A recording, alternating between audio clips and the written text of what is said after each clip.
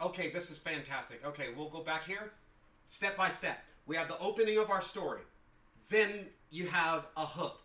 Whether a hook is required or not is pretty much dependent on, obviously on your story, but the inciting incident.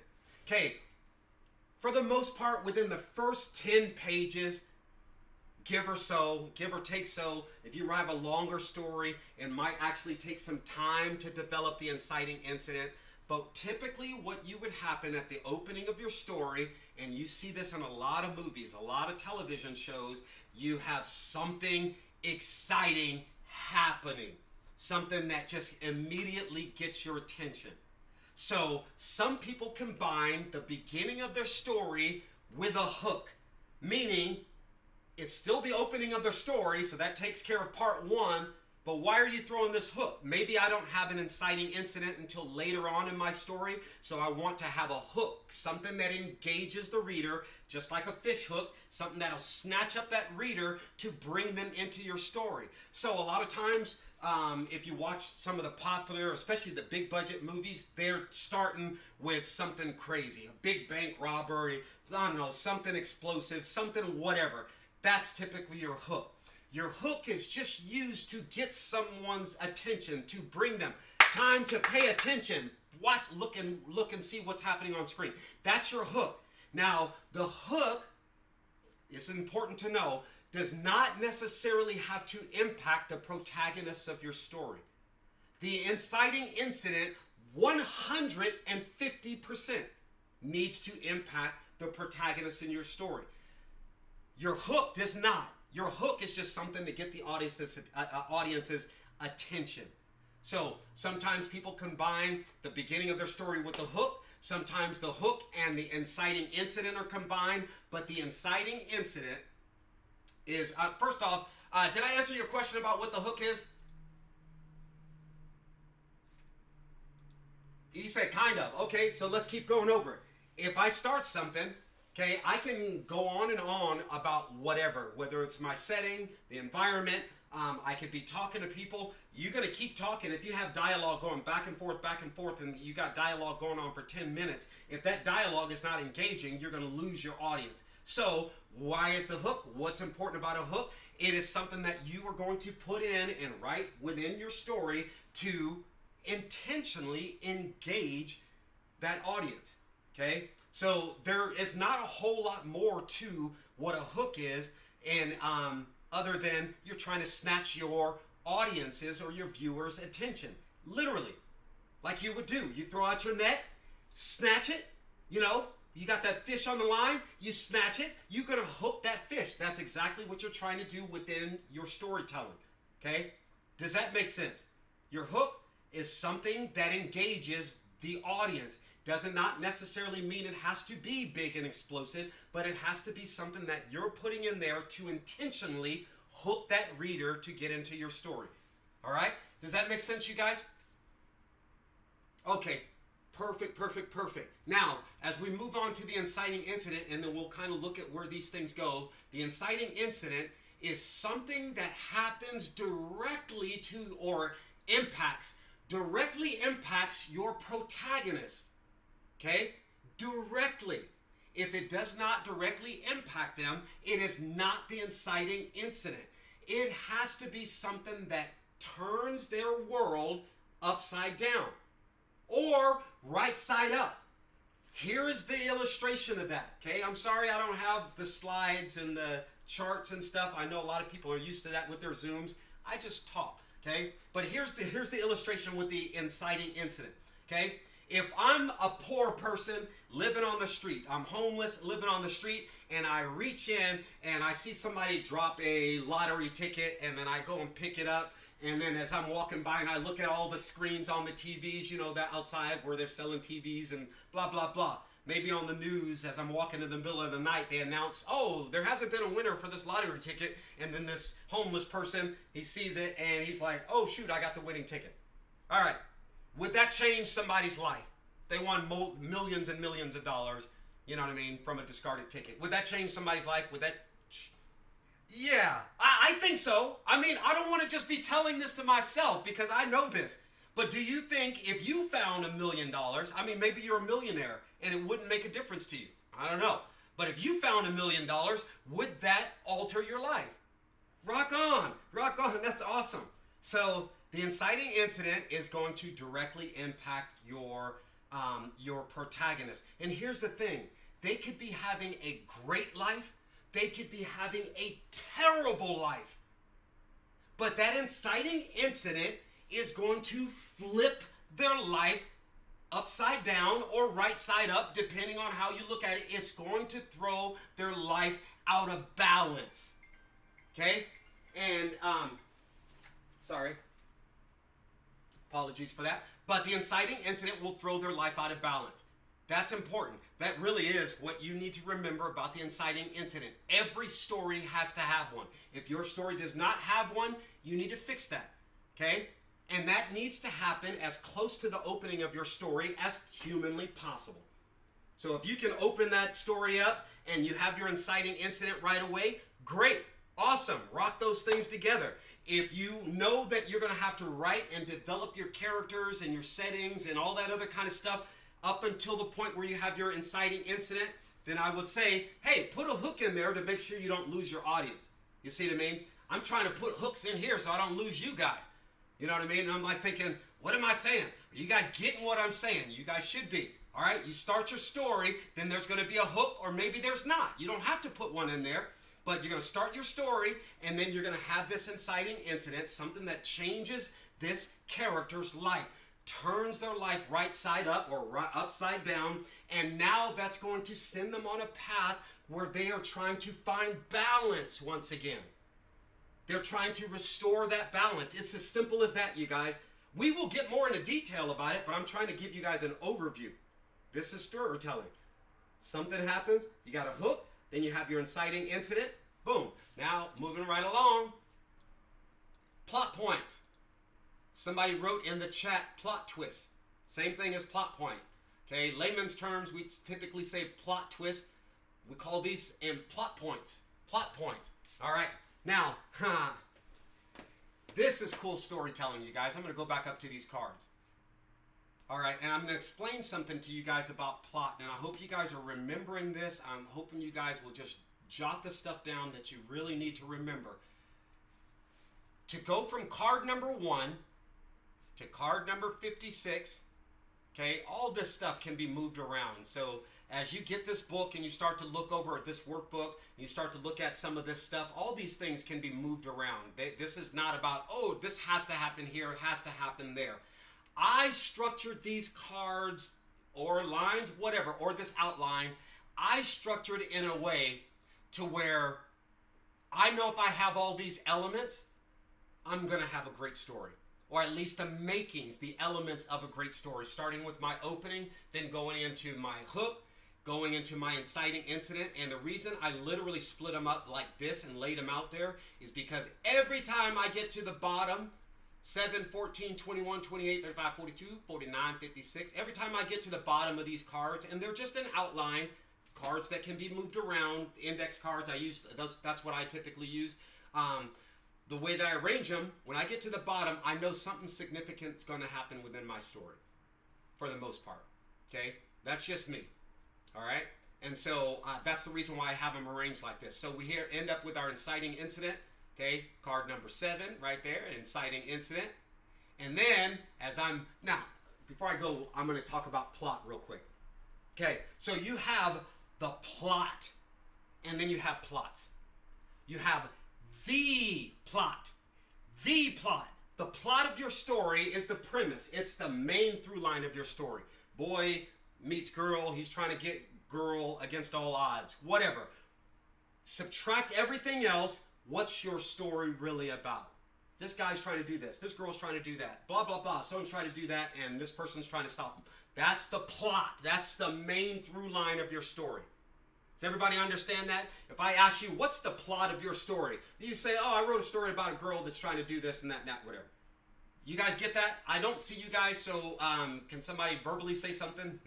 Sorry. But do you understand what the plot is of your story? Okay, no questions on the plot. No questions? Okay, perfect. Okay, now let's look at plots. Because literally, that's how we're going to go through our entire story. We're going to plot our way through our entire story. A plot, not the plot, but a plot is what happens, and you got to write this down if you don't already know it. It's what happens next. So write that down if you don't already know it. Your plot. What happens next. What happens next. What happens next. Okay? Has everybody got that? What did I just say? What happens next. Everybody got that? Okay, fantastic. What happens next? We're going to go through our entire story like that. That's how stories are not necessarily written by plots. You can do whatever you want, but listen, we open up our story. Something is going to happen after that. What happens now? What happens next? What happens next? What happens next? What happens next? All right? That's what that's all about. That's what your plots are. Now, here's a little cheat that I use. I told you this is not about a bunch of tips and tricks, but this is something that I do. A lot of times when I'm developing a story, I'm looking for some main, I'm looking at my plot points, and I'm looking at my what we call pinch points. All right? So that is the next thing. I'm going to go back down here. So we have the beginning of our story, we have our hook, our inciting incident. Nobody should have any questions like that. Our plot points, and remember, I'm just staying on the surface, but our plot points, those are events in your story that basically they happen and they are going to change the direction of your story. You know how you can guess when, where people's stories are going, and you're just like, oh man, I had that figured out, way 10 minutes ago, 20 minutes ago. I knew that this person was this and now whatever. So as the action is moving along in your story, you don't want your audience to become stagnant. You don't want them to get too comfortable with where they're at. So you get to a point right here where you're going to put in a plot point, or what's commonly referred to as a plot twist. Something that happens to your characters that catch them off guard. Something that happens to your audience that catches them off guard. And it changes the story and how does it go in a different direction. Oh my goodness, I thought we caught the bad guy that murdered all these chickens. You know what I mean? We caught him. He's in jail. Now you got somebody else still doing it, right? Or thought I had the bad guy, but chickens are still getting murdered. Maybe that's a twist. Oh man, we got him. Okay? And now you got somebody out there that's still murdering chickens. All right? That kind of sends it in a different direction. We had this person figured out. We had this pointed out, but it turns out to be maybe somebody else or whatever. But this is where an opportunity for your writers to be able to keep their audience guessing, to keep them on edge, to keep them, not being able to hone in and be lulled into sleep with your story. Those are plot points, okay? So there's typically 2 of those in your stories. I add a third. That's just me. And if I find out, listen, if I find out that it's too busy, then I will remove one of the plot points. So I add an extra. Seedfield has 2 places where he has plot points. Me, I add a third because I want my stuff, I like my stuff condensed. I love my stuff, whether it's action, doesn't matter the story, so I'll throw it in there. And then if I don't want to use it, I don't use it. Right? Does anybody have any questions about that? Those are, okay, perfect. Let me get you back on the screen. Go ahead, brother. It's 100% going to depend on your story. You know what I mean? Because I don't know anything about your story and how long your series is. So it's a series. It's ongoing. Yes? Okay. So you're going to look at it more like how you would lay out a television show. Your television show is have constant cliffhangers in them. When we watch TV, every time that commercial break comes on, boom, they're going to do something that makes us want to come back. But not necessarily going to do a plot point, spinning it in a different direction. So I would say this: how long are your episodes, my friend? Gotcha. Rock on. That's easy. That's awesome. But yes, it's easy. When you're thinking about your story overall, just like TV shows are broken, with a film, you're going to have your setup, your conflict, and your resolution. You're done. You know what I mean? Unless you're planning a sequel and you kind of leave it open for that, you have a resolution and we're done. In television shows and web series, we don't have resolutions. You know what I mean? Not typically to your season finale. You have your main storyline that is going to go all the way through to the end. You know, so that's what we should be looking at, is we should be looking at the end of our story, and based on the end of our story, that's where we can look at where these plot points, or also your pinch points, but where these plot points come in. You know, I think with something that's ongoing, I would probably have a blast with that. You know, but just the same way that you would space out a television show, you're not solving the central conflict until the resolution. You can have your I would lay it out personally. I would just kind of lay it out like I was doing a feature film, throwing those plot points in there. You know, if you think you got a 2-hour movie, if you got a 4-hour, if you're thinking about maybe 11 or 12 episodes, you got a place for, you know, 2 good plot points. You see what I mean? Go with your central storyline that leads all the way up until your season finale, and then you have your subplots between your additional characters and stuff, and those things are going to be happening. So I think you would be able to safely space that out and be able to have a couple or 3 plot points, because those are just shifts in the direction you're going with your story, you know. And I would use whatever I need to effectively tell that story, you know. I don't know if that helped you, brother. You know, yes. So rock on. So we have our plot points. Those things are absolutely necessary so the audience doesn't hone in and pick up on your story and got it all figured out as soon as you start. That's not fun. All right. So we got our plot points. Next we have our pinch points. These are what I call who's your daddy moments for the antagonist. The antagonist. There's a couple of points in your screenplay where you have card number 21, and they are arranged in a specific way, and we'll go more into detail. Right now, I'm just trying to walk you through the process, okay? Just trying to walk you through the whole storytelling process.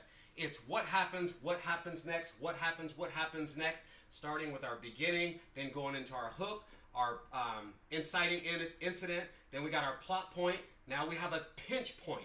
A pinch point is where, and this is just on the surface, but it's still true. This is where your antagonist is going to show who they really are. This is where your antagonist is going to say, who's your daddy? He's going to smack around the protagonist, not necessarily directed at the protagonist, but you're going to see really what this antagonist is capable of. Okay? And I'm not telling you, this is in every great story. All our great stories, they have these moments where the antagonist is going to come out and show, this is who I am. This is my house. Who's your daddy? Right? 2 points in your story. One is when we get to see how bad they really are. And the second time it happens, it's going to be personalized against the protagonist.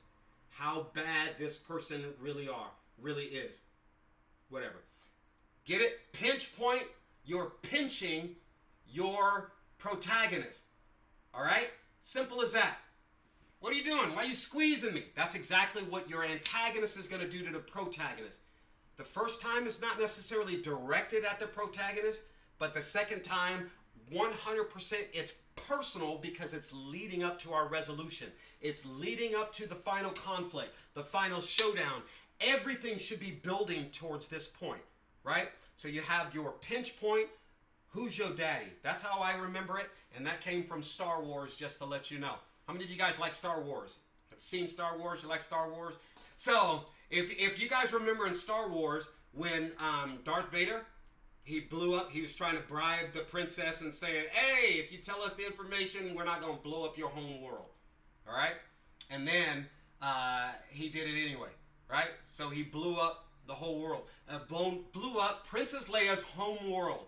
Now, if you know Star Wars, and it's so old I'm not giving anything away. You guys should know this.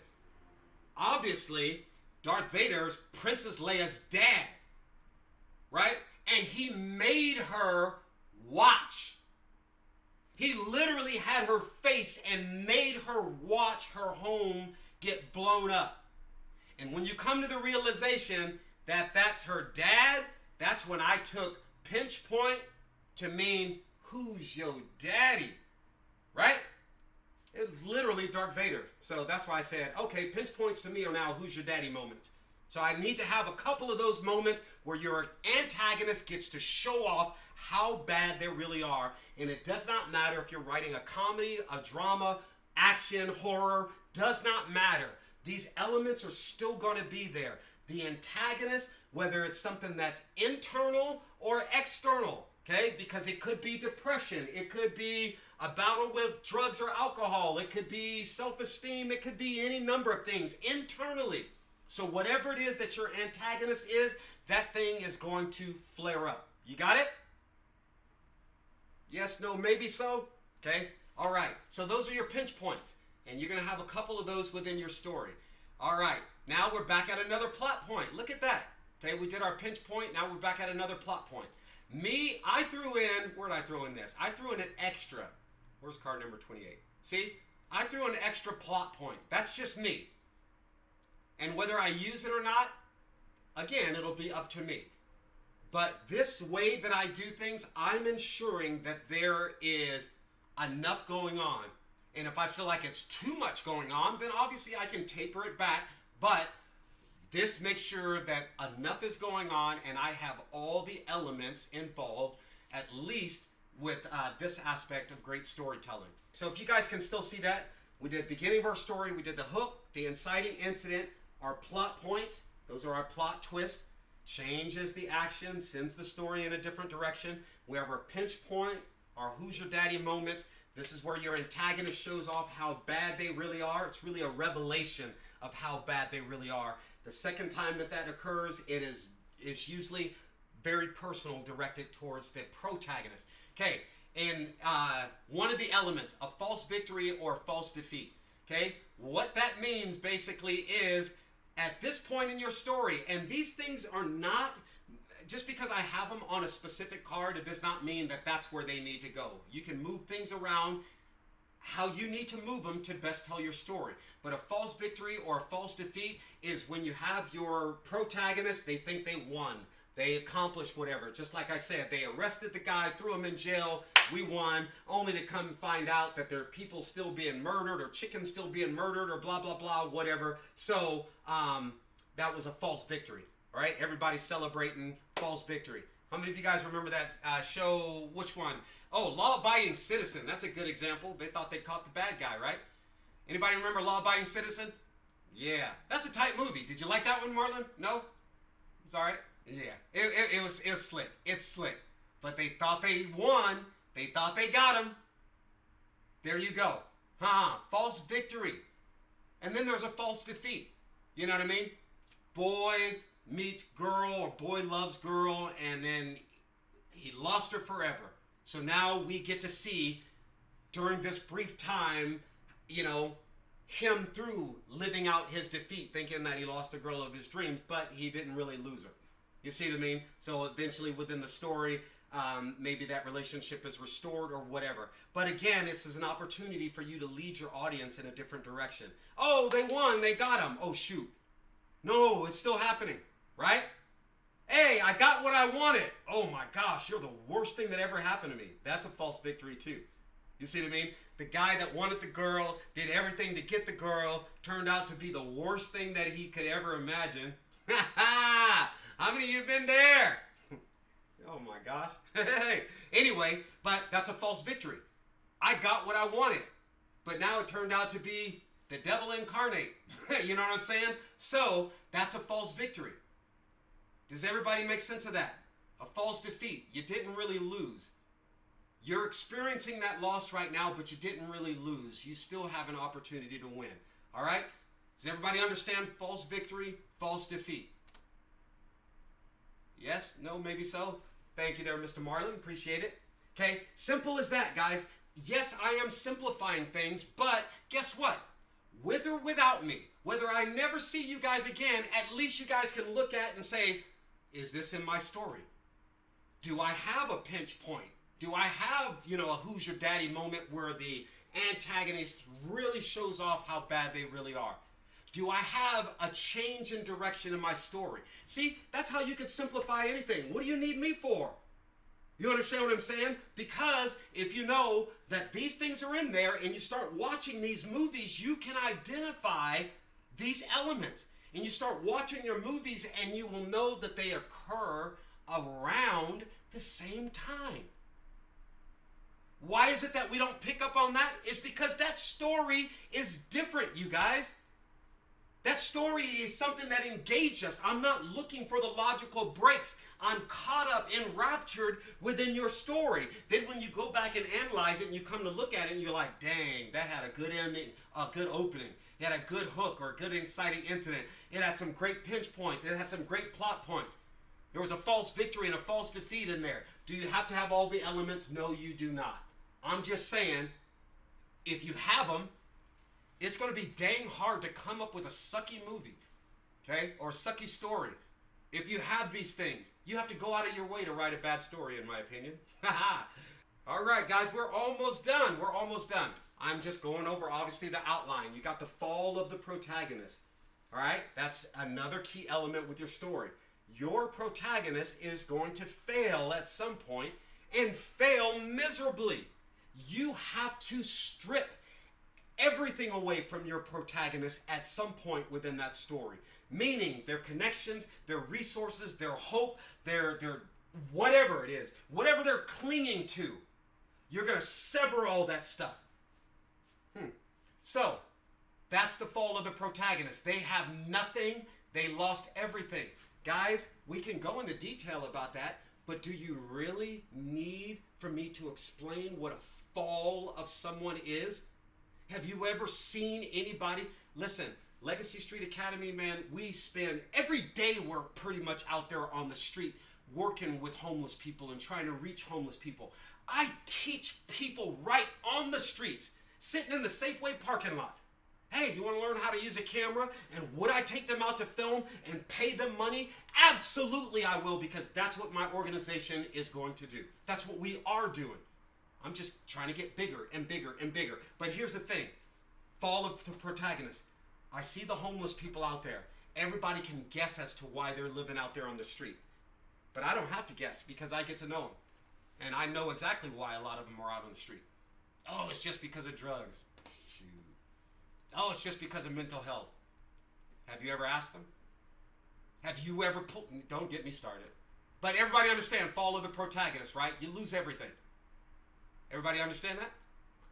The rebirth of the protagonist. Something's going to happen to that character to breathe life back into him. Maybe you have a support character. Guys, you understand what I'm saying? A support character that gives them some wisdom. You can't pull a character out of thin air last minute and say, I'm going to give you this magic amulet that's going to fix everything. You can't do that, okay? You can't do that. That's cheating, all right? So whatever you have to work with, you take those people. You know, if you need to introduce somebody, introduce them early so they don't come out of from nowhere to try to solve everything.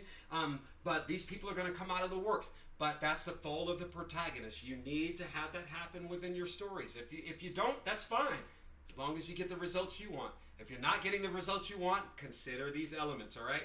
All right. The rebirth of the protagonist, that's when they come up again, rise up. Then we have pretty much our final showdown. The climax. That's the final showdown between the protagonist and the antagonist. All right? That's what the climax is. That's it. The big battle. This is what we work towards. All right? Then we have our resolution. What's the result of that big battle? Does the protagonist live or die? Do they win? Do they lose? Do they get the girl, not get the girl, or get the guy, not get the guy, whatever? And then you literally have the close of your story. All right? The closing scene or sequence of your story. Just because it's the end or the resolution does not mean it has to happen on your last card. Okay, that's important to note. The resolution of my story could happen here or here. I think I have it here as the climax and here as the resolution. Let me see. 52? Yeah. Climax, resolution, my final scene. Final scene. What I need to know from you guys before Thursday is if you're writing something new, what's the resolution? Not necessarily the final scene. What's the resolution? How does your story resolve? How does your story open? and the inciting incident that sets your story in motion. Those are the three things that you need to start writing a full-on movie, a full-on book, outlining a story or not outlining a story. This just makes it really, really easy for me. But you guys understand. Does anybody have any questions on these key elements? Let me ask you something. Did anybody learn anything today? You guys get something? Thinking about it? All right, rock on. I'm glad. If you're serious about wanting to develop your stories, I promise you I will help you. Me, I have to first get comfortable, if you can't tell, because, man, this is hard. I would love to teach you guys live, man. If anybody ever ends up in the Sacramento area, I'm going to be traveling all over the world teaching. I want to teach in person because I hate teaching on camera. I love seeing your guys' faces. That helps me get through it. But anybody have any questions? Anything I can clear up in regards to things that I've said that you were unclear about? Especially if you guys are not planning to come back on Thursday. I want to know what you need, what you're missing, anything that I can give to you. Again, I'm very talkative, I'm conversational, but I will get down to the points because I'm going to share my story and I'll let you know how easily I write stories. They're so easy. Would love it, would love it. Guys, what Legacy Street Academy is trying to do, listen to this. If anybody want to be shooters, filmmakers, I know Marlon and Sheridan already, got their stuff going on, so I would take that as a yes. But if anybody's wanting to shoot, you know what? I will teach you how to shoot. And if you guys can shoot and you want to make movies, guess what? If we book something to shoot in Atlanta, guess what? I'll be coming to Atlanta. We'll be like, hey, let's shoot something. Guys, I do the easy approach. I don't make things too difficult. What do you need to make a movie? You tell me. What do you need to make a movie? Some of you guys, I'm hearing most people I know Helen wants to write a book. Most people want to write movies and screenplays. What do you need to make a movie? I'm closing, but what do you need to make a movie? You tell me. Script, crew, and money. Okay, and said money. What else? Hey, thank you. Nobody said nothing about no camera. Camera. Yeah. Camera specifically. What else specifically? Hey, there you go. Listen, bottom line, if I want to make a movie, I can do one with or without anybody. Anybody. Of course, I need my actors, right? Because I don't want to be in front of no camera. Do I? Now, listen, I just want you guys to hear what I'm saying. I'm not encouraging you to go out and do everything yourself, only because you don't have to. But I would encourage you to be able to. I don't have to wait on anything to make a movie. Literally, the movie that I'm going to share with you and outline real quick as far as how I do the easy approach, I'm just going to turn around and shoot it regardless of anybody in my corner or not. Regardless of whether I have money or not. The only thing I need to come up with for me and the stories that I tell, if your story sucks, people are not going to sacrifice their time and their resources and their energy and their effort to help you to make something that they believe is stinky. Do you understand what I'm saying? So if you want to get your movies made and you don't have access to resources and money, write a great story. Well, how does that get made? Well, easy. If you find somebody like me, I'm like, let's go do it. There are several people. If Clay's movie, Mark's movie was not too big budget, this is the biggest project that I've ever tried to be a part of, you know what I mean? If it wasn't that big of a budget, I'd be like, are you kidding me? Clay, come from Montana or come from wherever you are, because he was just in, where is it? Was it Florida? Was it Florida? What? Texas, right. He was just in Texas. Now he's back at home in Montana. I'll be like, hey, come from Montana. Let's go ahead and shoot this movie. Yes, I make it that easy. But you need camera, lights, sound, and you need talent. Do I need anything else beyond that? No, I do not. I need to make sure people are well fed. I'm not saying to cheat people. If you have money, pay your people, pay your people, pay your people. But I'm the type that if I have something and I want to go do it, I go do it. I go do it. So anyway, I'm going to just share with you my process. I'm going to share with you the very outline and the story that I wrote just like that. And I haven't wrote the screenplay for it, but I can show you how I'm going to outline it. And the reason why I'm doing that is because you get to ask questions of the protagonists in the story, and I'm hoping that the antagonists in the story will come on and you can interview them. You see what I mean? How many opportunities do you actually have to be able to get inside the minds of a character? Well, the protagonist in the story that I'm going to share with you is me. So you can say, well, what about this? And why would you do this? And why would you do that?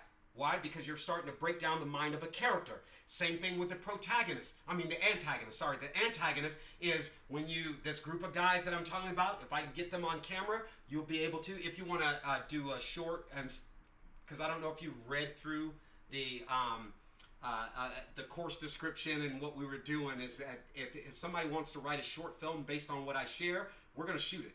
You know, we'll shoot the best one. So you have an opportunity to write something and we'll shoot it. And how can I promise that we'll shoot it? Is because I don't need anybody to shoot something except actors, except talent and the material that I'm hoping that you provide. You know what I mean? You'd be like, oh, I like that kind of story. Let me write a little short. Or you can write a scene, like literally a scene. And if it's dialed in and we say that's the best one, shoot that one, we're going to go and shoot it. And so you get to see your written work now being produced. And I think that is a really, really cool thing to have your name on something if you would like. But I'll just wrap up. Any final questions? I know I covered a lot of stuff, but I just wanted to give you a general overview of the entire, screenwriting process, going back to once I have these cards all filled in, I have my story that I can write as a book, write as a movie, television show, whatever. If I'm going to do a short film or a 30-minute TV show, just cut the cards in half. That's it. Okay? So you see Act 2 is your conflict, the biggest section, because it has A and B. All these cards are all about conflict. And the conflict in here, it just starts and it escalates until you get to the climax. You have rise and fall and in conflict till you get to the conflict. Get to the resolution. But anyway, I'm going to wrap up. And any final questions? I'm going to be quiet for a second. You guys are all good? And you guys said you learned something, so you didn't waste your time? Did you feel like you wasted your time? Okay, because we're just getting started. Just want to see big picture of everything. Then we'll start going into detail. If you come back on Thursday and you're writing a new story, then come up with your idea. How does it end? How does it start? What's the inciting incident? The only 3 things you need. If you're starting a new feature, short film, whatever, don't matter. Just those 3 things, and we'll be rocking. I will let you guys know I don't blow up people's emails with messages and reminders and all that kind of stuff. There's things I need to get better at, but if I want something, I'm going after it. Okay? I don't send out a bunch of emails, so mark your calendars, do whatever you got to do to remember, and I will see some of you guys on Thursday, and we'll start breaking down things into a little bit more detail. Before I leave, no questions or any questions? This is your time, guys. I want to make sure you get what you need. Oh, rock on. Awesome. Okay. I'll be emailing these things out at some point. But you guys rock. I will see you guys on Thursday. Appreciate you guys. If you guys happen to, if you got something out of this, please just let people know about the classes, because we're really going to dig them. We're going to be doing graphic design, screenwriting's coming next, and I'm looking forward to teaching my martial arts classes again online. So you guys keep an eye out on what we do and just jump on in. Classes are always free, so you can encourage people and you can be confident that nobody's going to get, nobody's trying to be taken advantage of. I want people to learn. So anyway, much love to you guys. I will be seeing you guys on Thursday. Please let me know if you guys have any questions. If you guys need anything answered, just reach out and we'll go from there.